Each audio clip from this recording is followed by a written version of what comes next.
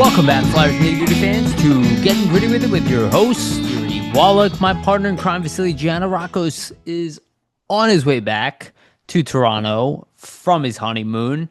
Late travels. Thought maybe he would be on today's show, but unfortunately did not work out like we wanted it to. He had severe delays in his travel back to North America, so that was a pain in the butt for him. So just didn't get a lot of sleep, and we thought it'd be better off to just wait, give him the day off, considering he got back midnight last night. So he is regulating back to North America, so I'm going to have to go at this one alone. Next week, we're going to do the episode together. We already have a concept together for next week's episode, which was supposed to be today's episode, but I pushed that back a week. All good, though. I found other topics to talk about today. So you'll have me rambling to myself for the next hour or so. And let's be honest, guys, it's real slow right now, but I did find some good stuff to talk about. Before we kick it off, I just want to remind everybody, please like and subscribe, hit the notification bell for notification, get notified when we release these episodes. And for the audio version, go to Spotify and iTunes and give us a rating and a follow as well. That is the best way to support this show. Again, if you guys have not done any of that stuff and you've either listened regularly or maybe you caught up to before, I definitely would ask that you subscribe at this point. We're going to keep going. As the season rolls on, the content will improve because it's going to be a lot more relevant. We're not going to be pulling topics out of our butt. I used to do a lot of guests on this show, especially when I first started before the Vasili. Now we do a lot less guests because me and Vasili just really enjoy talking to each other. If you guys are dying for guests, I will find more, but it's just a pain in the ass, to be honest, to coordinate with people, and it's just easier to come up with topics, talk about it ourselves. But we will still have, Steve Cornianos on, Jim Jackson when he's got time, and, we tried to get Bill Meltzer on a few times. He had scheduling issues, so just, again, it becomes a pain in the butt to try to schedule around people, and then I got to delay stuff out, so for now, it's just going to be Vasili and I, but I will get more guests on this show as we move forward. Also, shout out to our sponsors, Jim Steak at 4th and South. Make sure to go get yourself a cheesesteak from Jim's. They have one of the best, if not the best, cheesesteak in Philadelphia. Make sure to go get yourself a cheesesteak from Jim's. Again, Jim's at 4th and South. Also, Summit Public Adjusters, 215-752-0560. Go to them for your insurance adjustment needs. They always help facilitate the process between you and your insurance company and make sure you get the best claim possible. Again, Summit Public Adjusters, 215-752-0560. And also want to give a brief shout out to our partner, SportsSpider.com. Guys, if you're tired of searching multiple websites for sports news, SportsSpider.com has you covered. They collect the latest articles, videos, and podcasts from around the web and organize them by your favorite teams. If you want to stay as up to date on our Philadelphia Flyers or the NHL in general, make sure to check out SportsSpider.com. The link is in the description of both the video and the audio versions of this podcast. Our stuff is always pinned at the top when we release it, so make sure to check out SportsSpider.com. Okay. So the first piece of news, it's kind of old news, but I did want to talk about, maybe there's some relevancy in it. It's an update in sports jersey numbers for the newly acquired players. We already know that Trevor Zegras is sticking with or is going back to number 46, which is his rookie numbers. Again, when guys are given numbers like that, that's typically where they didn't necessarily secure an NHL spot, but I think he's trying to, keep that number to try to bring back that original energy of the success he had when he first got here, a little bit of that superstition in there.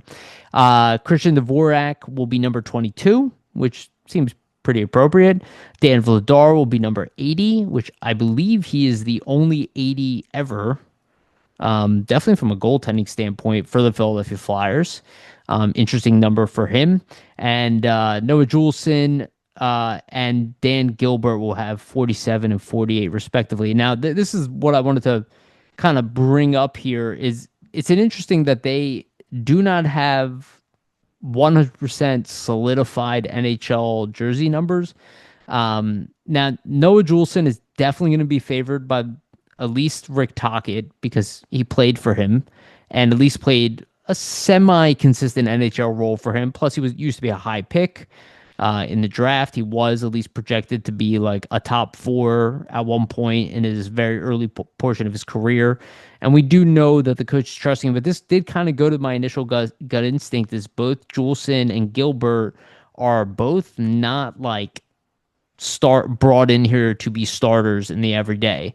Maybe I'm looking too much into it from a jersey standpoint, especially because have been some very good players or consistent NHL players with those jersey numbers as well. But I thought it was interesting that they didn't grab like more popular number. Could also be reading into this way too much. Like Andrew McDonald was 47. That guy played like 20 plus minutes a night, 48, obviously, being general manager Dan Briere. So it's, could be nothing, which maybe is a more likely scenario. But also, I do think there's kind of like an indication there a little bit that it's not like a guaranteed NHL role for them. Sometimes it's indicated by jersey numbers. Maybe in this case it is. We'll see. I still suspect that, one, if not both of these guys will be AHL bound for majority of the season. My sense it's going to be Dan Gilbert again with other guys competing for roster spots. Even though the defense is not like, aces and we don't know exactly what's going on with Ristolainen. There is obviously room for both of them to make the team potentially.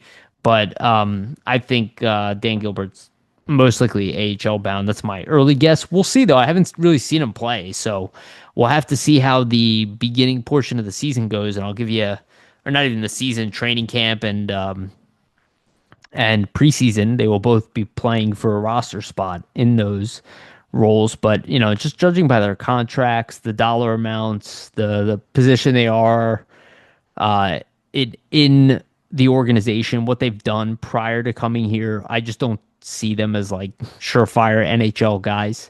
And I do think that they have a good amount of competition that they're going to have to deal with. Maybe not so much in the beginning portion of the season, but definitely more as the season goes on. And you just know that the Flyers are looking to improve their blue line over the next 12 months.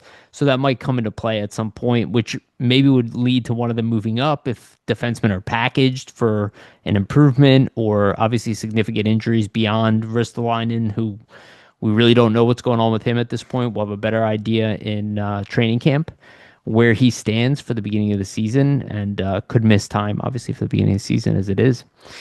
So the big piece of news, I find this one more annoying than ever anything, but it's something we probably should talk about. So Dale Weise, who I do not dislike, I've listened to him on his podcast and other podcasts. He does a lot of Montreal Canadiens podcasts. And every NHL player with experience is going to have some insight into situations that we are not privy to. So at that basis, we need to respect that, right? That the reality is nobody's got better access to the locker room than the players themselves. We don't really know what's going on in there. But we can choose to believe it. We can go against other stories, but obviously the big thing with Dale Weise is, let's just call it what it is, the shit talking of the Flyers aces, Claude Giroux and Jake Voracek, now that none of them are part of the Flyers anymore, and Claude Giroux being the only player of that group still in the NHL, that he had some not very nice words to say about those guys. I'm just going to quote the one quote that I have in front of me from Dale Weise. I went to Philly, and within weeks, I was like, man, no wonder this team hasn't won. You could just feel the difference. Two guys leading the charge. There were, Claude Giroux, Jake Voracek, who were tremendous players, but not guys that were, in my opinion, really bringing the team together, really wanting to win. So the one thing I'll say is, like, how many people have you actually heard outside of Dale Weise say anything bad about specifically Claude Giroux? In fact, it's been mostly the opposite. And then you look at the fact that he's over in Ottawa now, and their captain loves him, and that team loves him. And then you look at the fact that Dale Weise came in here, signed a big contract relative to him. At that time, like today would be not as big, but for that time, it was a lot of money. Like way too much money for even the best that that guy could bring into the lineup. It was a bad contract by Ron Hextall. I think, what he did in Montreal the year prior, I think he was like on a 20 goal pace, put up 15 goals, something like that in the NHL. So you thought maybe you were kind of sneaking by on a good top nine player who could plot in anywhere between 15 and 20 goals a year. That is not what the Flyers got in the end. They ended up getting a guy who could barely make the team, was benched a bunch, did not have much offensive impact at all, or defensive, or even energy wise. We know about the infamous situation with the hot mic of Keith Jones before he was president. We're saying Weiss has got to go. I don't think that was just coming from him. Obviously we see where Keith Jones is now with the organization.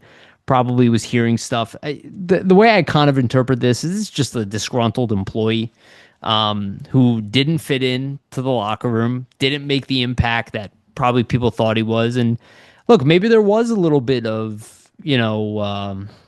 separation between Giroux or other players. Maybe it wasn't as cohesive as the locker room as maybe let's even say today, right? Like maybe it was one of those situations where the losing, and this is again why I don't like tanking, and the mediocrity of the team, the ups and downs, the fact that coaches would get cycled nonstop. That it kind of created a fractured locker room to some degree, and then if you feel like you're not going to win, you kind of go, okay, well, I'm going to, get mine type of attitude. I don't know. Look, I don't want to say there's zero credence here to what he's saying, but it's kind of hard for me to believe. I mean, you see the way like a guy like Wayne Simmons defends Claude Giroux, and you saw how tight that group was on the ice, and there was a leadership group. Maybe it was not as welcoming to everybody, which I do think is a negative view of the like. It's definitely not doesn't reflect well on that leadership group. Like you want to have a very tight locker room from everybody who contributes on every level. But I also kind of see a scenario where this guy was kind of brought in, never met the mark. He does, I believe he also tells a story about how, Giroux and Voracek side-eyed, I think it was Laviolette, or maybe it was AV, I can't remember at the time, who was referring to where, they were up 6-1 in a game, and they didn't feel that they should put in the fourth line guys on the power play, and that Giroux and Voracek, I'll tell you, when you're these type A, highly competitive players, like we know about Giroux's competitive nature, he wanted to win at everything. That you don't want to be off the ice. That's most of these guys. So I don't know. I didn't hear anything really enough for me to change my opinion on Giroux and Voracek. And I'll be honest, I don't really care about this story, but I did feel like it needed at least somewhat to be addressed.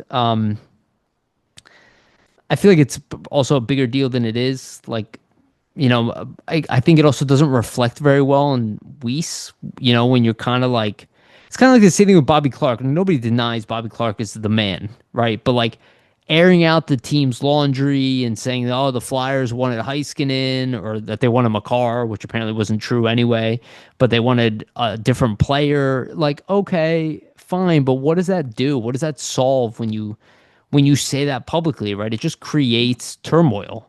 And I found that that's kind of all this really did. It didn't really solve or create anything or to win people over to Dale Weise's side in some kind of dispute.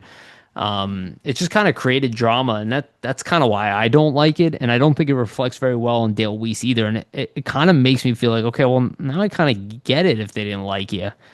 And then there's the whole thing with Nolan Patrick, where him and Patrick got along well, but then the rumor is that Patrick didn't get along, at least with media folks, and was kind of closed off. I don't know. I think people pile on Nolan Patrick too hard for a guy that was obviously going through severe career-threatening injuries in the very beginning of his NHL career, and he's a kid. So I don't want to judge him harshly on how he was handling that whole situation. I don't know how I would have handled it at that age with that kind of pressure and those type of injuries and your dream essentially being taken away from you before it even gets started. So I don't know. I kind of see this Dale Weise news and I'm like, really? It's kind of like a fly that's flying in your face while you're trying to have a conversation. You just keep smacking yourself. That's what this is like. It's like, just stop it. That's how I think of Dale Weiss right now. Wasn't a fan of his when he was on the team. Didn't dislike him either, but just you could bench him every night and you barely would even notice. And the Flyers were in that mediocre space too when he was on the team, so it's not like they were a great team and he just didn't fit in because they had so many good players. He just wasn't good here and never really revitalized his career after that either. He had like one or two good seasons, I guess, in his whole career, which I respect considerably. Again, he's a number 1% hockey player in the world. And he deserves respect for that. But, when you're calling out like guys who are better than you, who've had more success than you, who have not called you out publicly too, I don't know, just puts a bad taste in my mouth. So I'll put that whole story behind me as I don't care. And also, none of these guys play here anymore. So also doesn't matter. But I highly doubt the Flyers fan base or anybody listening to this has changed their view on Voracek and Giroux based off of the Dale Weiss comment. This seems more like something that Hockey Canada would jump onto and ruin their own brains over. I refuse to sink that low. And I also don't like drama. I don't care about this stuff. Okay. This is probably a more interesting bit of news. I'm going to give credit to Charlie O'Connor on this one. He did tweet this out yesterday as I'm recording this right now. So Carson Dorwart will represent the Flyers at the 2025 Rookie Showcase. Last year, it was Matvei Michkov and Ivan Fedotov who represented the team. It's really just a media marketing event to highlight young talent around the NHL. This is interesting. I will say this is interesting because I didn't have Carson Dorwart penciled into and you guys have known, I've gone through the roster several times. I don't have him penciled into the lineup to start the season. That does not mean he will not be on there. But this does tell me the Flyers do view him highly, or at least enough respect him as a prospect to put him highlighted out there. The interesting part, I think even more interesting, is that it's not Jet Luchenko or Alex Bump going on this trip. At the very least, Alex Bump, he's going to be a pro rookie. But I guess not guaranteeing an NHL spot for either of them. Maybe that's why. Carson Dorwart, at least in the college sense, is well known. As far as like top prospects around the league, no, not really.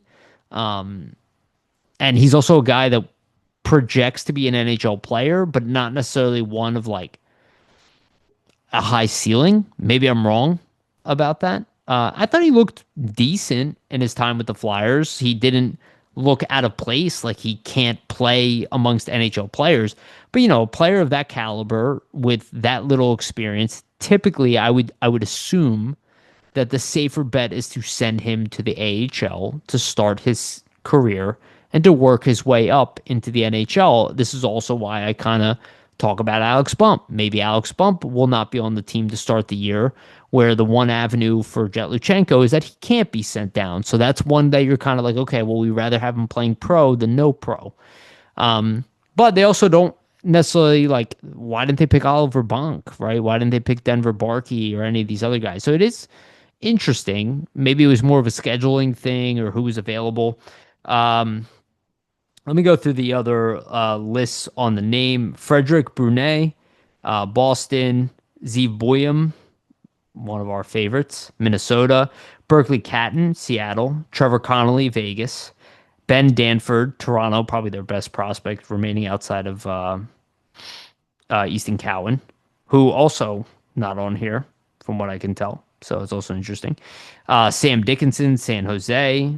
Carson Dorwart, Philadelphia. Jordan Dumier, I believe is how you say that. Columbus Blue Jackets. Jack Finley, Tampa Bay. Mark Gaticom, New York Islanders. Consta Hellenius, Buffalo.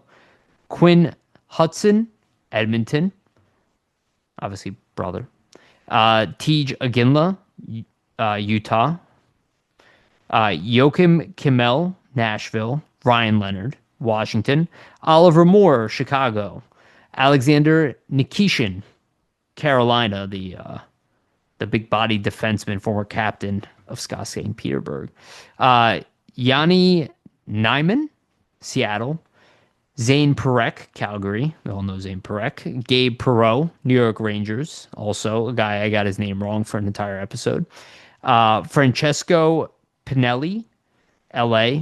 David Reinbacher, the famous Canadian, taken over Matvei Michkov.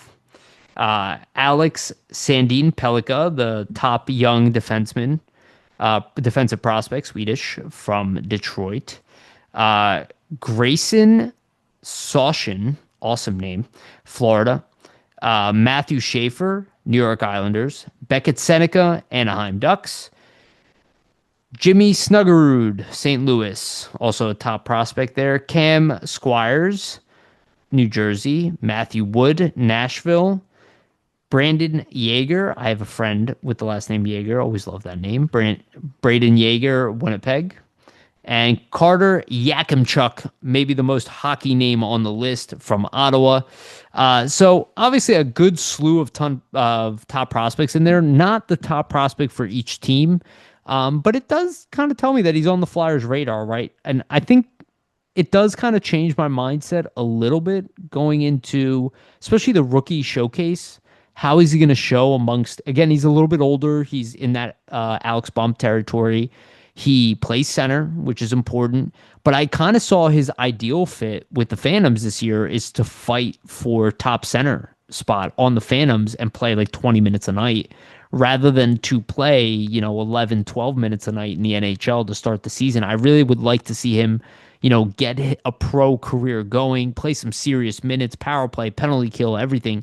With the Flyers, I don't know how much special teams he's going to get, even penalty kill wise, how much ice time he's going to get. Like, I'd rather have Rodrigo Abels as like an extra man or a fourth line guy to start the season, considering, the spots with the PK. But, I'm interested to see. I always give the other guys credit. It's funny how our own biases come out where you don't even really realize it because somebody's like not your guy.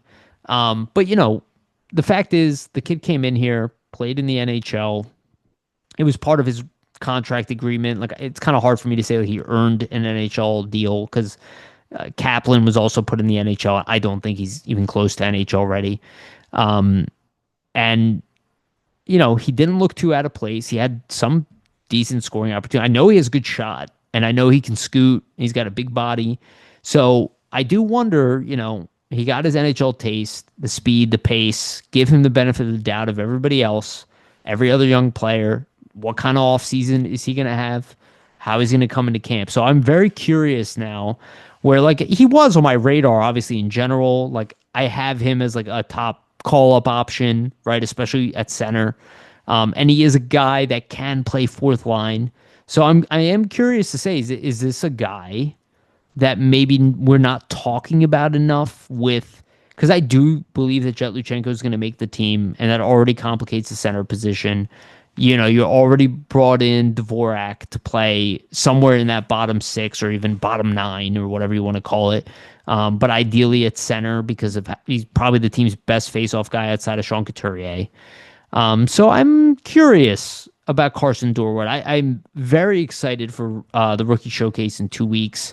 It's not going to give a good indication of who's going to make the team, but it's going to be nice to have all these guys back together playing as a team and competing against another crop of prospects. I love that.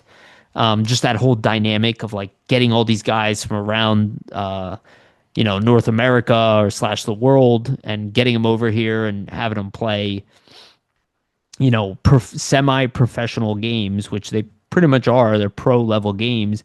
They're friendly matches, but they mean something to these kids, obviously, and a lot of them want to showcase their skills. It's always good. The Flyers will have a slew of talent in there, but obviously not their biggest gun. And Porter Martone will not be there. But hopefully Jet Luchenko will be playing. Denver Barkey will be another guy that will kind of stick out there. And what kind of line? Like, is Denver Barkey going to be playing wing with Dorwart? Or is he going to be playing with Luchenko? I don't know yet, but he's going to be playing somewhere, with Gabrankin, or maybe he's going to play with Bump. We don't know, but I'm curious. I think this is interesting. There's something here.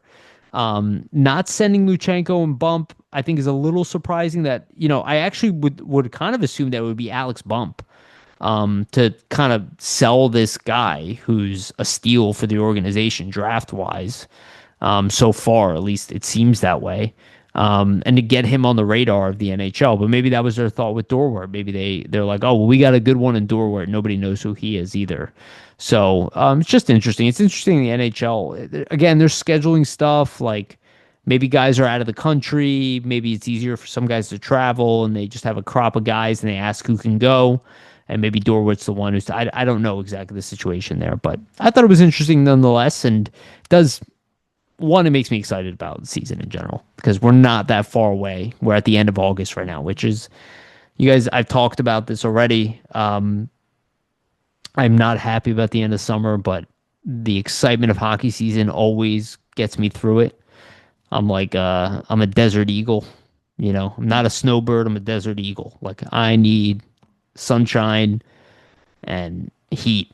That's my thing. Ironically, I love hockey, but that's my silver lining, right? Like, when it gets cold and ugly out, it's hockey season, and I can take it. Fall, I don't mind. I don't mind fall at all. The weather's not too bad. It's beautiful, especially in Philadelphia. Very pretty here in the fall. Um, and then, you got the holidays, which is always awesome. I am a fan of, like, all of the holidays, even though I'm Jewish. Still like Christmas. It's cool. It's fun. It's a nice holiday, So I like it, but then afterwards, when we talk about January, February, March, ugh, forget about it. And typically now the Flyers haven't been good enough to even be competitive, so then the hockey excitement goes down until, trade deadline and all that stuff where you start talking about the draft. So it's not the most fun time of year for me.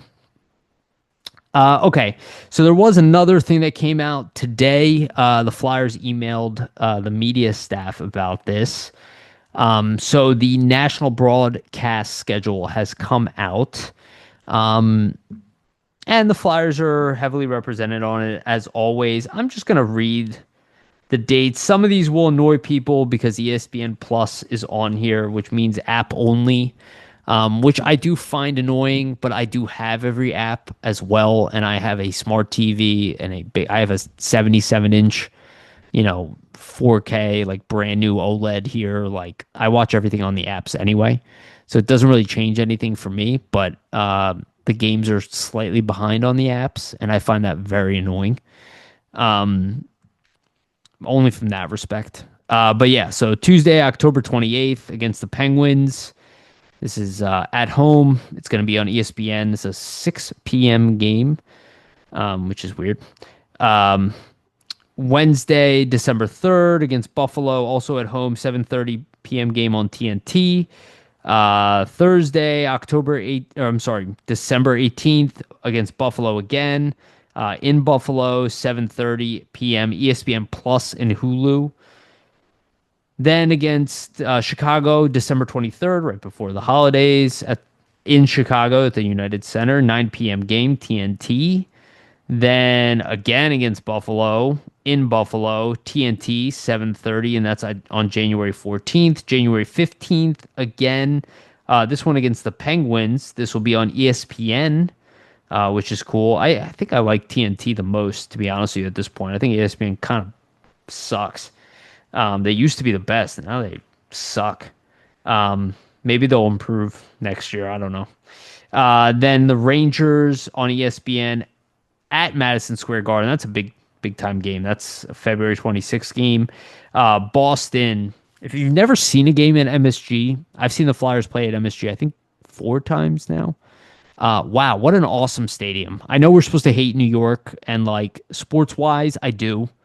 Like, I hate all the New York teams to some degree, not as much as I hate like the Penguins or the Devils, I guess. but heavy rivals. But that building is awesome to watch, especially watch Flyers Rangers.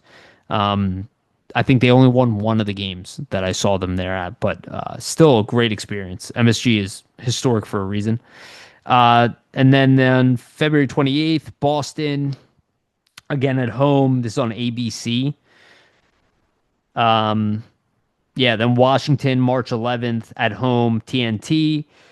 March 24th, Columbus at home, ESPN Plus / Hulu. Detroit, March 28th. This one's on ABC. That's in Detroit. April 5th, Boston. That's on TNT. That's a 3:30 game. April 7th against New Jersey in New Jersey at the Prudential Center. I've also seen a couple games there. Kind of a boring, very nice stadium, but boring. um, ESPN. And then April 9th, Detroit at Detroit, 6:30 p.m. game, ESPN Plus and Hulu. So the last game will be ESPN Plus and Hulu, at least from the national broadcast. If it's on an app, is it not really nationally broadcasted? You know what I mean? Look at all these different sources we got to go to watch games. It's freaking ridiculous. You would think of the age of apps, everything would be consolidated and easy. No, it's harder than ever now. There's just more rights being swapped left and right, and it is annoying. Um, yeah, so that's it for the national broadcast schedule. I just wanted to go through that. I don't care that much where games are broadcasted, but I more wanted to highlight the ESPN Plus ones because I know that that's going to piss some people off. So yeah. Okay. So let's take a quick intermission, and then I will finish it up with my last two topics, which I would say is the most fun part of this show.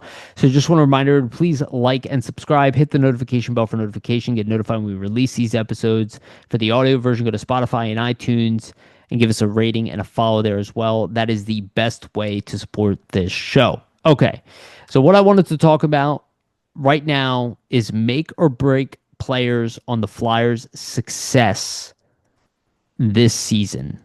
And I picked six. Well, technically it's seven players, but six different line items. And the first one is two players.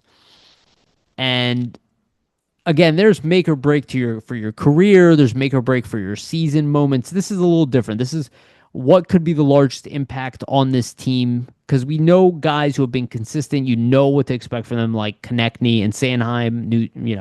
Hint, they're not on this list.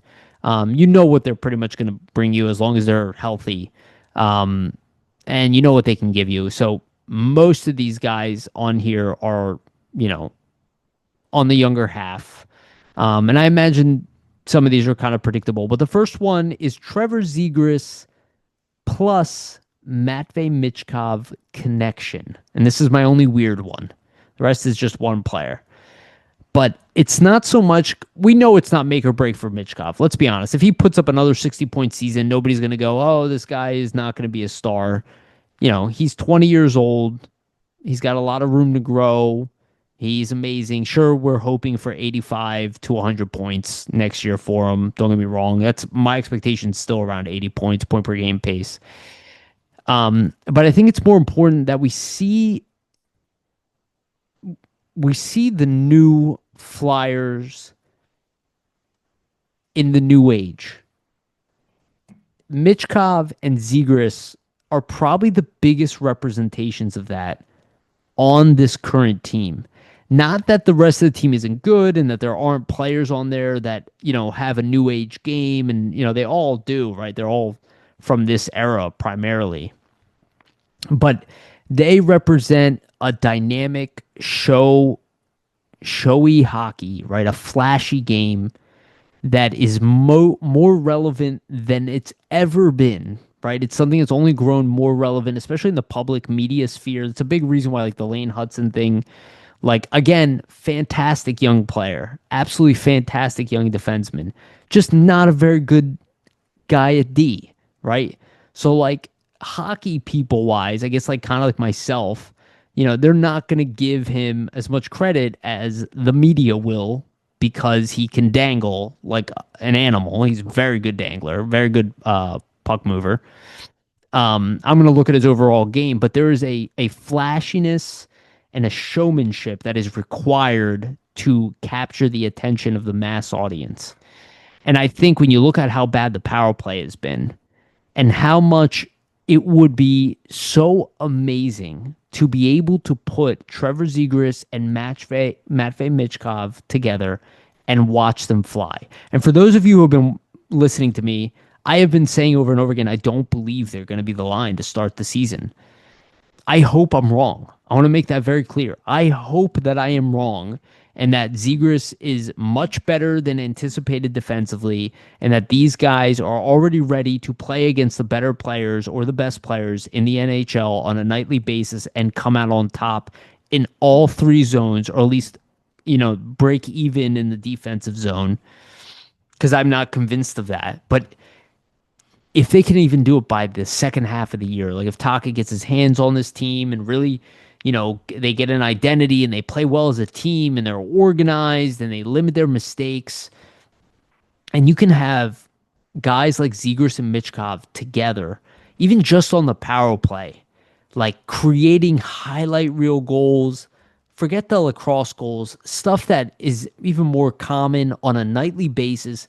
Doesn't just impact the winning, it impacts the vision and the image of the team in the city. It creates a dynamic nature. It brings fans in, it brings the media in. It's important to create the buzz that this team has not had around it since Claude Giroux was in his prime, and since Michkov at least came over here last year. That is now changing, where the NHL Network is in love with him. And then you add a guy like Zegras, who everybody's begging this kid from an entertainment standpoint to get back on track because he's an incredibly entertaining player, regardless of how you think of his two-way game. Even without his two-way game, he's still an entertaining player, but his personality, everything. It can really be huge fundamentally, not just on the ice, obviously would be huge, but even beyond that, to create an identity around the league, to get the Flyers out of a mediocre view from the average people, and to allow there be some envy of what the Flyers are building internally. And I don't think the league has really caught on to what the Flyers have done yet, and understandably so, because it hasn't materialized. It's a good plan. I'm excited about it. A lot of us are. It might be even a little too early for it, but getting a guy like Zegras and Michkov together, even if they're not even on the same line every night, but they're playing on the power play and they're mixing it up, and it has like one of these guys on each of the top 6 units, right? And each one of them is kind of rolling every night. I think it would really change the dynamic of the team, especially in the eyes of Philadelphia Flyers fans and non-Flyers fans that are local around here that want to be Flyers fans, that want to watch and want to be entertained and want to see beautiful goals and want to see tricky shots. And I remember, the Flyers always had this view of just being like, they're the team that scores through grit. Well, it'd be nice to be the team that scores through grit and through dynamic skill, right? Because that's how you create a championship team. You don't score one way, right?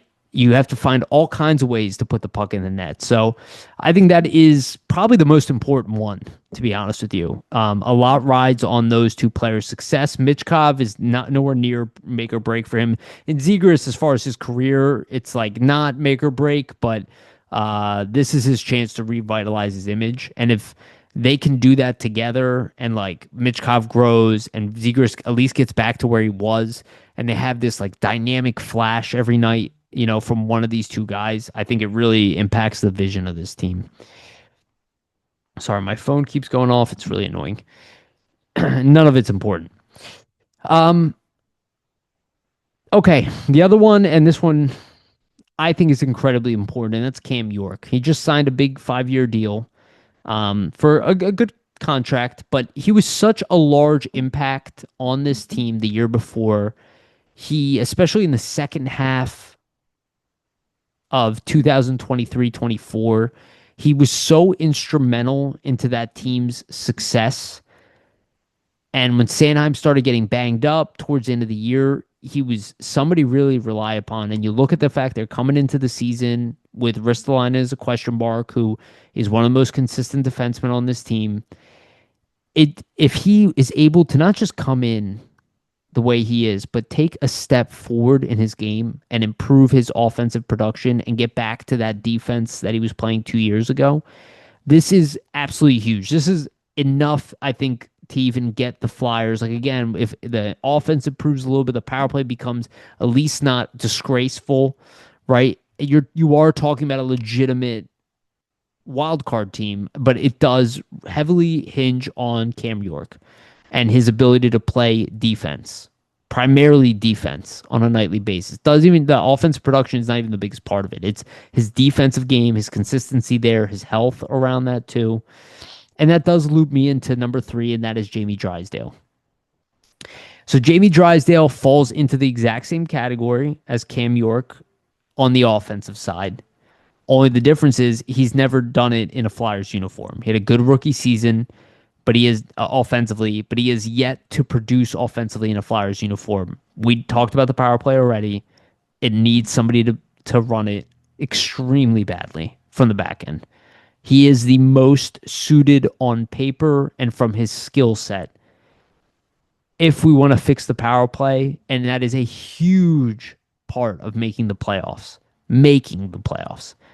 Jamie Drysdale has to be a huge part of that. Like, there's no, if he doesn't, I don't know what his long-term viability here is, because he wasn't brought in here just to be a decent, top 4 defenseman who, even if he can get better defensively, he was brought in here to move the puck out of his zone, to be fast, to be skilled, to set up plays on the power play on the point, to rush the puck up the ice, which is not necessarily a power play thing, but it can be.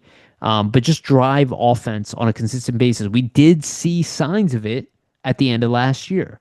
Like, it was that first time he was really healthy in a while. Hopefully he comes into this season healthy. Health has been an issue for him.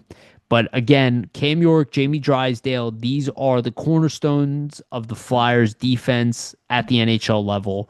So much of the defense hinges on these two guys, especially when you include the fact that it's really Zamula and Andre and the other tier below with Grans in there as well, which are good defensemen, but Andre is the only one who really could be a top 4 guy of those 3. Zamula is more of like, at his best, probably like a really good number 5, but right now is kind of just a bottom pairing NHL defenseman. And Grans could be maybe a really good supporting top 4 guy, but not a play driver, just a good skating, physical, big D man who would be a great in a number 6 role.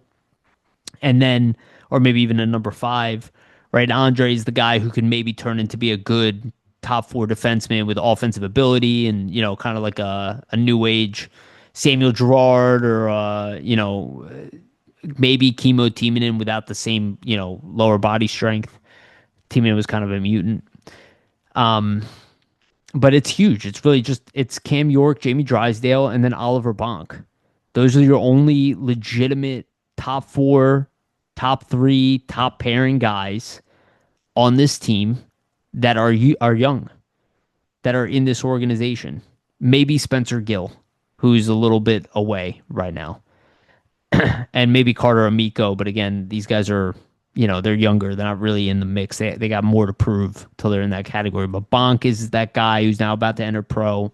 And then you have York and Drysdale. So it's so much relies on York and Drysdale. If they improve this year, and they can really restructure the entire defense. Because right now you look at the defense and you're not sure about the pairings and who's going to play with, like, if Drysdale can really improve and play with Sanheim, and that would be awesome. Like a legitimate offensive defenseman who can play against the better players in the NHL on a nightly basis and play with Sanheim. Like, York is good there too, but then, like, okay, I would love to see like York with Risto and Drysdale with Sanheim, and that would be my top 4. And then I have Sealer can play with any one of the young guys because he's old, reliable. I don't know if that's what we're gonna see, but in my head, that's like how I would hope that things kind of turn out for now, until you can find a way. Like maybe Risto is moved inevitably, in like a year or 2 or something. And then they look to bring in like a legitimate star defenseman, which would elevate this team considerably. But if one of York or Drysdale develop into that guy, which I think York, because of his defensive game, might have a better chance than Drysdale just because of how good he is defensively. But you never know. Quinn Hughes wasn't good defensively. He is now. All right, number 4 on the list, Samuel Urson. This one's kind of obvious. I guess you can kind of bucket Dan Vladar in there. But Vladar is more, and people kind of already pencil him in as a backup, right? Like the expectations from the fan base is not that he's a starter. And Erson was a guy who came in with so much potential after what he showed when he had Carter Hart to play with on a regular basis. And let's be honest, our goaltending was so piss poor. It has been bad since Carter Hart left.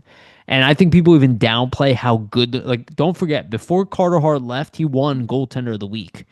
Like the Flyers had, in my opinion, on at that point was top 10 goaltending in the NHL.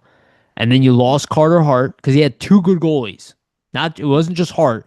Erson was playing so well, people wanted to replace Hart with him immediately, like which they always do, which is always silly. And I see people doing that to Jalen Hurts right now. It's insane how people do that stuff.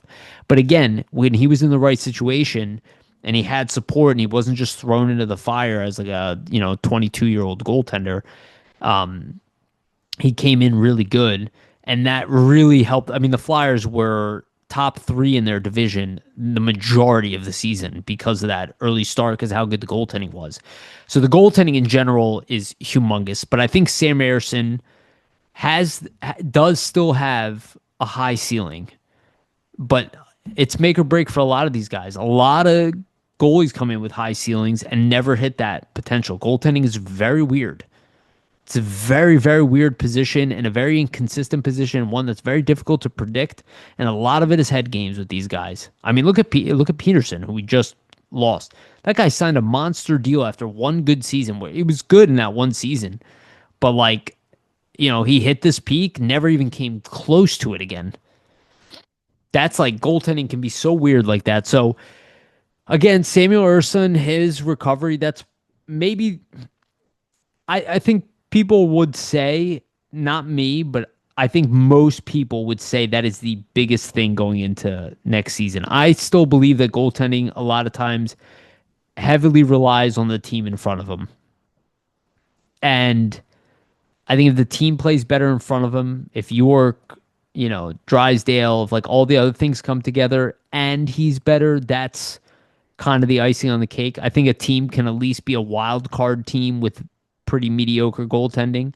But again, if you have an elite goaltender, you can compensate for not being good defensively. But I don't know if Sam Erson's that guy, but at least a rebound. Let's be honest, this is huge.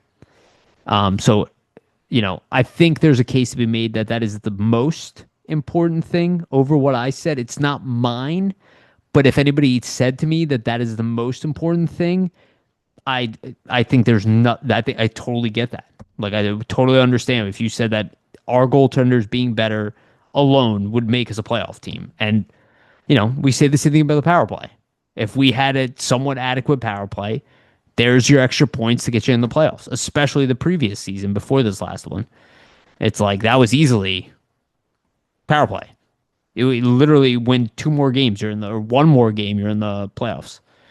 So both of them, I think, are huge. Goaltending, I guess, even bigger. But the goaltenders did have some good games. There weren't really good games for the power play at all. And they're also huge momentum swingers in the opposite direction for this team. Like they get a power play and lose momentum, which is not good. Okay.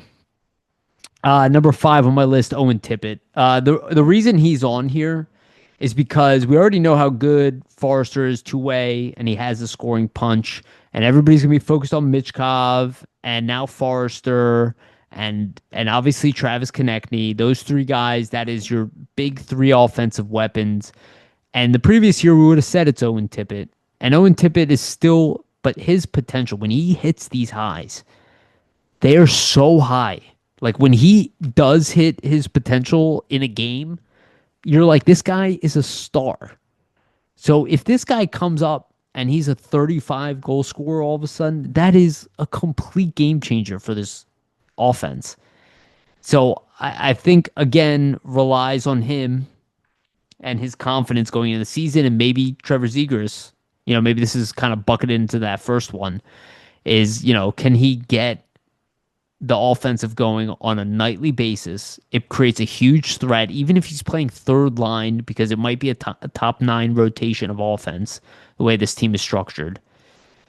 He's that other weapon that opens up space for Michkov and Konechny and Forrester, like the other elite wingers. It may be even a Bobby Brink, right? Like he takes up so much attention when he's on his game.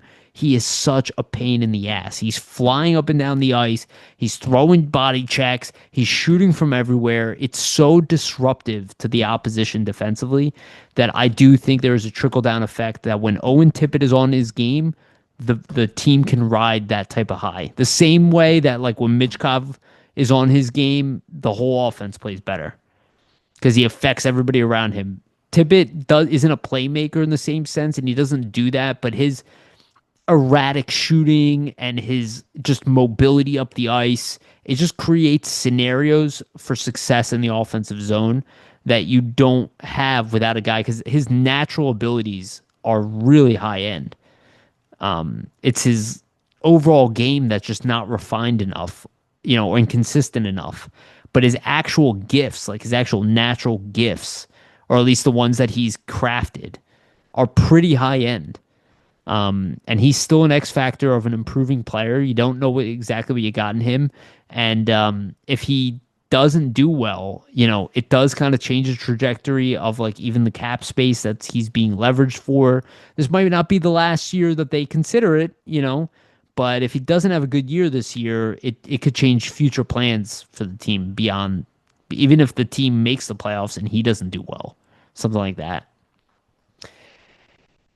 And the last one, and I think this one is so severely underrated because I think most people have counted this guy out, and it is number 6 on my list, Sean Couturier.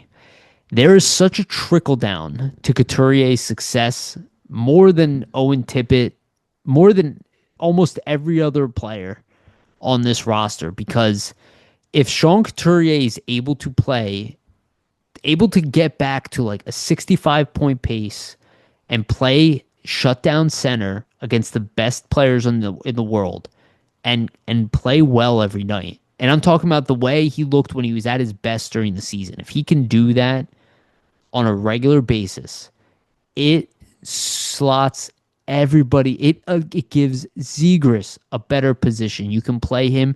You can shelter Zegras and put him in an offensive zone. He's so huge. Again, he's the captain of the team. If he's not doing well, that problem will stem to the rest of the team. It's such a big deal to get Sean Couturier going. I am so hoping that this guy can come in healthier, faster, new coach, and like get back. Again, I don't need him to get back to the 80-point guy who won a Selkie, but to get back to 80% of that would be so big for this team. Huge, immensely huge. We saw flashes of it last year. I believe he is heading in that direction. And I think where the captain goes a lot of time emotionally will affect the rest of the team. And if he's playing well and he's on his game and he's winning draws and he's shutting down opposition's best players and he's a pain in the ass, the same thing like Noah Cates does that to a lesser degree. But when you're a pain in the ass to play against every night, it affects the rest of the team. It affects the other team, And if you have Couturier shutting people down, and then you still have to deal with Noah Cates, and then you have Trevor Zegras to throw out there, and then you have Dvorak to throw out there, and you have these other lines that are all kind of going, you could see a world where this is a playoff team, not a contender, not a Stanley Cup contender, but a playoff team. And I think Sean Couturier, his play will impact this team considerably. So again, the two young defensemen in York and Drysdale, the Zegras-Michkov connection and their dynamic nature. Samuel Ayerson, the goaltending in general. I mean, I don't know enough about Dan Vladar. I'm hoping that he can be at least as good as Ayerson is in his best, and that he can roll in a 1A, 1B situation. I don't care as long as it's improved. But Ayerson, I do still believe is going to be that guy, at least to start the year. Um, and then Owen Tippett, his scoring touch needs to not just come back, it needs to be better than where it was even the previous year. That is very important because they didn't give him that contract expecting that that was his peak. They gave him that contract because they thought they were investing in a guy who's a 30 goal scorer. And I think he needs to head in that direction. Okay, now the last topic for the show. So there's a YouTube channel that I really like called NHL Draft Pros. You might have come stumbled on it at some point. The guy does a lot of content for prospects around the NHL, guys on NHL teams, guys who have not been drafted, guys for upcoming drafts, and he does players all over the world. I believe he also does work for elite prospects, if I remember correctly. And he just has really fun content. He's got like 15,000 subscribers, so like obviously bigger than us. And he's just like awesome guy to listen to. And he has been doing prospect rankings for individual teams. He's been doing a top 10. And I thought his list for the Flyers was one of the most accurate that I have seen. I don't agree with it 100%. I almost don't agree with anybody 100%. But I thought this was a really good list, so I wanted to go over it with you guys. And I do love the comment he made in the video, and he stated that the Flyers' first two rounds in this past season was unreal, how well they drafted, and I agree with that. He also has watched a lot of Jack Nesbitt, which I also think is very interesting because Jack Nesbitt plays for his hometown team, his local juniors team. So he's watched them. So I thought that was actually very interesting as well. So here's the list as follows. And I will start at the bottom and work my way up to one. Number 10 on the list, and I think people will not agree with this, and this is one where I'm a little... I guess I don't agree with the organization. I really like this top 10, but I'm not 100% with him on like the order of it. But it's not that far off, in my opinion, either. Number 10 is Alex Bump. Obviously, Bump had a humongous collegiate year. What is a champion? Came in, showed well at the AHL level, has turned into a very exciting prospect within the Flyers organization, one that's even getting some national coverage at this point. Seems like a potential steal, maybe even beyond like what Noah Cates was able to give us in a similar draft position, especially offensively. So he's going to have a lot to prove this year. Again, he's the oldest of this group, I believe. Yes, he's the oldest of this group. So I think that hurt him a little bit in the rankings. Because he's already more developed. Not that he's old, right? But a lot of these guys are younger in the like 18, 19 age range. So he's the only one on the list who's 21. Number 9 is Carter Amico, this past year's first second round pick. The huge, I've seen him listed at 6'7", but 6'6" defenseman, very big, rugged, mobile, like another Sam Morin type of defenseman.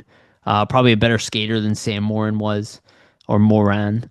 But just a mean stay-home defenseman with top 4 upside. I really like this guy. Interesting he has him above Alex Bump, but I guess it makes sense considering he might have been a first-round pick without the injury that allowed him to drop to the second round for the Flyers to take him. And nobody really saw him play this past year, at least majority of it. So, kind of makes sense. Next he had, and I think some people are even higher on him than, at least from around the Twitter sphere.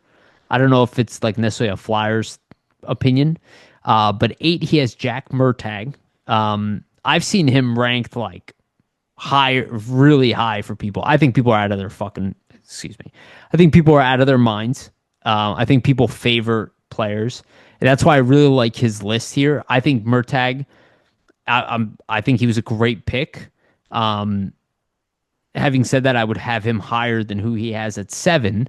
And I think this is maybe the most biased people of the picks because I don't know how high his offensive ceiling is, but his physical ceiling is extremely high. So his floor for the NHL is also high. Because at the very least, he's going to be like an NHL checker, and that's Shane Van Sage. So I would actually have those guys flipped because I think Jack Murtag has like a top 9 20 goal scorer potential. And I don't know if Van Sage necessarily projects that way, but his physical traits are great. But like, the better shooter, the better offensive instincts is, as of right now, Jack Murtag. So it's interesting. So he's got so let me go over it again. It's Alex Bub at 10, Carter Amico at 9, Jack Murtag at 8, Shane Van Sage at 7. Interesting. Now this is a pick where I think he is definitely too low on this list, but considering the position that he plays, I will forgive it because, again, just like I mentioned when I was talking about Ayerson, goaltenders are so difficult to predict. But at 6, he has Igor Zavragin. Obviously, Zavragin's numbers, and we've heard Steve Cornianos talk about this. Like, again, if you go to Russia, this guy is like a top 3 goaltending prospect in the world in their minds. In the Flyers' mind, they have an elite prospect. He probably should be, in my opinion, 3 or 2 on this list. Potentially even 1 if he actually hits the ceiling. Like if he becomes a Sergei Bobrovsky caliber or Shesterkin or one of these guys, which he's on that path, then maybe he should be 1 on this list.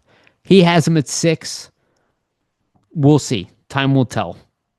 Let's see how he does this year, being a little bit older, playing in the KHL. See if he is like a surefire starter all year round. That would definitely increase his notoriety. Number 5, he has Denver Barkey, really high on Barkey. I think Barkey, for me, is also like this sleeper type of guy. I guess I would have Barkey at 6 because I don't really disagree with much else on this list, like slightly. Again, I think this is a really good list, so I'm not against it. The only one that like maybe sticks out egregiously is like Spencer Gill's, like maybe an honorable mention. I kind of have a problem with Amico and Gill as who is a better prospect. Gill because he's healthy, getting bigger and stronger, but Amico is just like this big body, destroyer guy with a higher pedigree, and like Gill's kind of this like long-term development type of guy who's like just underrated type of prospect. So we'll see how they end up. Could be just about even anyway. But again, Denver Barkey at 5. I think he is a dark horse to make a ton of noise in prospect camp, like more than people anticipate. He just reminds me of Travis Konechny. And Travis Konechny made the NHL before anybody thought. He was undersized and nobody thought he was ready. And yet he was too good. So he made the team. And now he's arguably our best player right now. So Denver Barkey at 5. Number 4, he has Jack Nesbitt. I think I would swap him with who's at 3, but I think Jack Nesbitt is going to be a stud here. I don't care what people are saying online. I've already seen enough of him to see the tools. Look, again, he's got to hit it. He's got to develop in the right way, but I totally understand why the Flyers took him at 12. To me, it does not seem like a reach at all. It seems like I understand why Danny Briere goes, like, I can sleep at night now because I found a guy with the mold of the type of top centerman that we are looking for. Even if he doesn't develop to be an 80-point guy at the NHL level, if he's a 60-point player, I found my Sean Couturier replacement of a guy who can play against everybody, is a pain in the ass in all situations. I can play him on the power play, on the penalty kill. Maybe he'll even win a Selke type of guy. And he's physical, he's big, he's captain material. He just had a huge growth spurt. Like, I don't know. I see it. I see it. And that's why I would have him above number 3, which is Oliver Bonk. I think Bonk could potentially be a top pairing defenseman in the NHL. I've heard Steve Corniano say that to me. Again, if he hits his ceiling, I totally get it. But There's just nothing flashy about Bonk, and I think there's more flashy about Nesbitt. But I get why you would have Bonk above Nesbitt so far. He's done everything asked of him. He had a huge junior season, not this past year, but the one before that. He's a winner now, just like Barkey. I think for sure he's a top 4 defenseman in the NHL, just off his projection right now.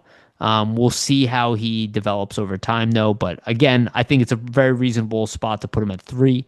The only other people I would have above him is really Zavragin, or Jack Nesbitt. And I would have Zavragin above both of them on this list. And I think Zavragin I would probably put at 1 or 2 on this list overall, just because of the projectable, franchise caliber goaltender. They're just so hard to predict. I get why they don't put him higher on the list. Because goaltending, this is why you don't want to take goaltenders in the first round majority of the time. Because even if they're amazing when they're young, it does not mean they'll be amazing when they're older.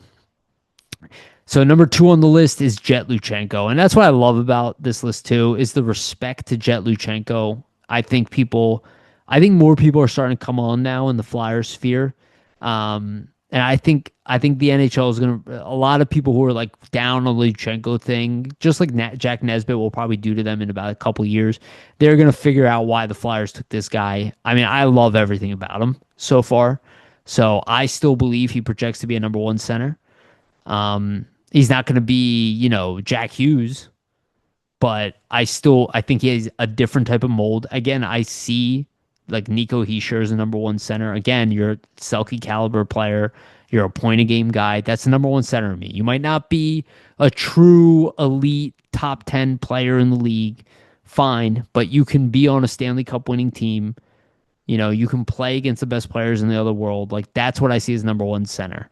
There are franchise players, franchise defining players, and then there's just top 6 guys, top line guys, right? Like Travis Konechny's a top line winger. He is not a top 10 winger in the NHL. He's close, but he's not there.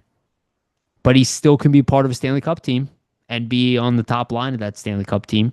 And that's kind of how I see Jet Luchenko, is like on that caliber with Travis Konechny. I never even thought about that. That's actually, that's exactly how I view Luchenko. And then number 1 on the list, and no surprise, is Porter Martone. Obviously, with the pedigree this guy is brought in, expecting him to be a Brady Tkachuk, a Matthew Tkachuk type of player, an 80 to 100 point winger with physicality, playmaking, goal scoring, leadership abilities. We'll see how he develops. He's obviously an NCAA. It's going to be huge for him. I don't think he's going to come into the league and explode all over it the way Michkov did and necessarily put up 65 points in his, rookie year. He might come in a little slower because he's like a big body type of guy. But I love that he's not coming right into the NHL. I think that really is the best thing for him. Give him a year. He's going to have a better year in the NHL in his first time because he's going to be older, physically more mature, playing the NCAA hockey. But I think this list is pretty good. Again, I would have it a little bit different. I'll go through it again. So number 1 is Porter Martone. Number 2 is Jet Luchenko. Number 3 is Oliver Bonk. Number 4 is Jack Nesbitt. Number 5 is Denver Barkey. Number 6 is Igor Zavragin. 7, Shane Van Sage. 8, Jack Murtagh. 9, Carter Amico. And 10, Alex Bump. I would have Alex Bump higher on this list a little bit. I would have Jack Murtagh above Van Sage. I would have Zavragin above Barkey, Nesbitt, and Bonk. And he's, to me, is kind of where Jet Luchenko is right now at 2. And I'd be very comfortable putting him at 2 behind Porter Martone at 1. But I thought that was a really good list, and I would recommend checking out his YouTube channel. Again, that's NHL Draft Pros.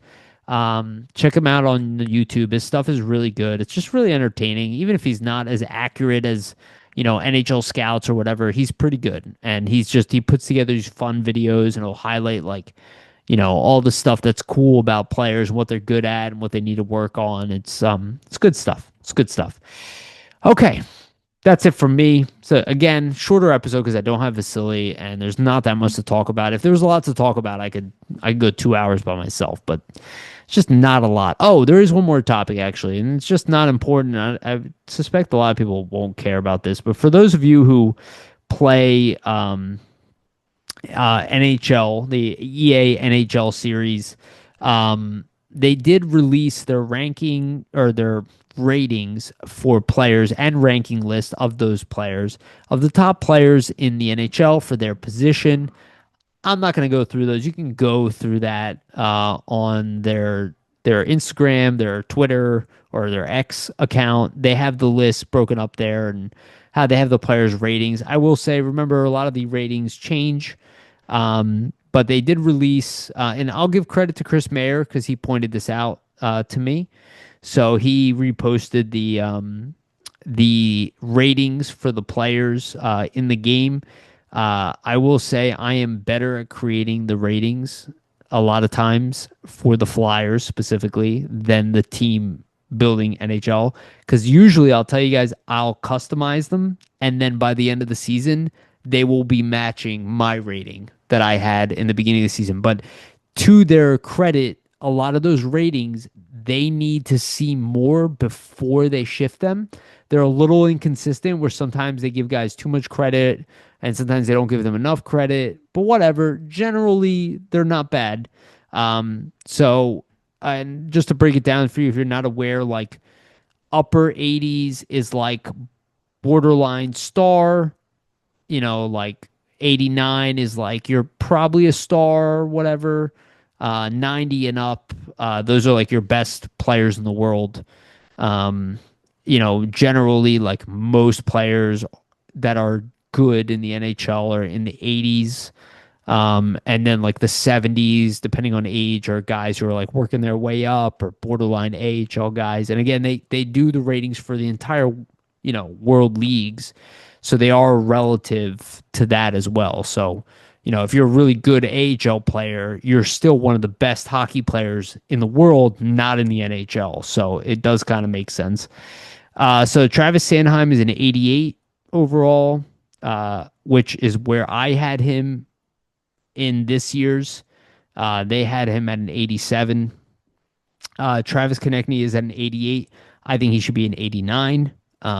We'll see. Matvey Michkov is at an 88, which doesn't surprise me. So they have all three of them kind of even.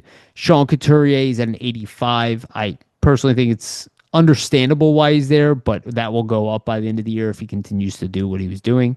Cam York's at an 84. I think that's too low by one for him. But again, down year, totally understand. This is what I say. They got to see more, Owen Tippett is at an 84. That went down as well because he also had a down year.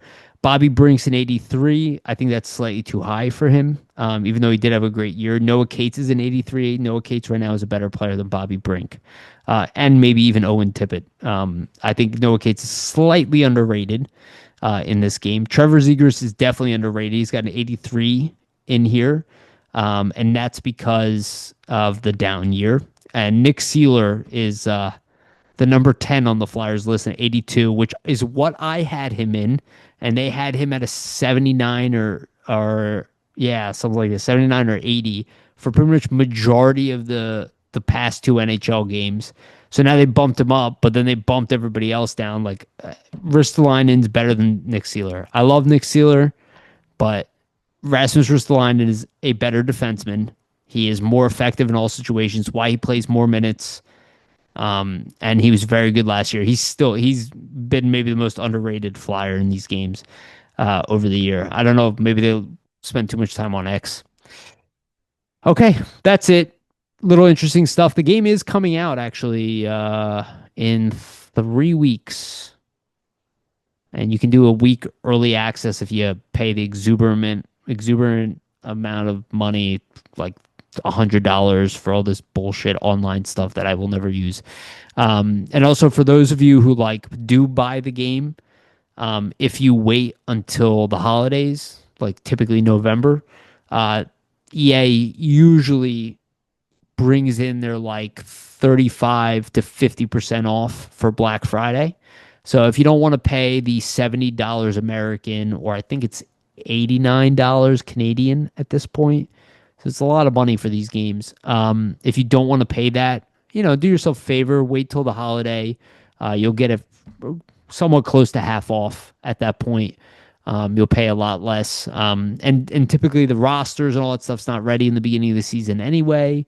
So if you're impatient, buy in the beginning. If not, you'll still get 9 months out of it if you just wait a couple months. So for those of you thinking about it. Okay, that's it from me. Again, Vasili will be on next week. We'll have a whole new slew of topics, and we're getting close. It's going to be the first week of September next week when we do air this, and that means we're not that far away from the rookie showcase, which it'll get a lot more interesting, and more news will start flooding in, especially when we get to that rookie showcase. And the weeks leading up to that, we're going to talk more about prospect camp and everything, and it's exciting. Okay. Again, just a reminder, please like and subscribe, hit the notification bell notification to get notified when we release these episodes. And for the audio version, go to Spotify and iTunes and give us a rating and a follow as well. That is the best way to support this show. And we truly, truly appreciate it if you could do that. Also, shout out to our sponsor, Jim's Steaks at 4th and South. Make sure to go get yourself a cheesesteak from Jim's. They have one of the best, if not the best, cheesesteak in Philadelphia. Make sure to check out Jim's Steaks. 4th and South. Also, Public Summit Adjusters, 215-752-0560. Go to them for your insurance adjustment needs. It will help facilitate the process between you and your insurance company and make sure you get the best claim possible and help deal with all the headaches that come with dealing with insurance companies. Again, Public Summit Adjusters, 215-752-0560. And also, shout out to SportsFighter.com. They are our partners. They aggregate content from all over the internet for articles, videos, podcasts for all the sports teams of all sports, but specifically the Flyers and the NHL. So make sure to check them out. The link to sportsfighter.com is in the description, both the audio and video version of this show. All right. Thank you, everybody, for listening. We'll be back again next week. We love you all. And remember, always stay great.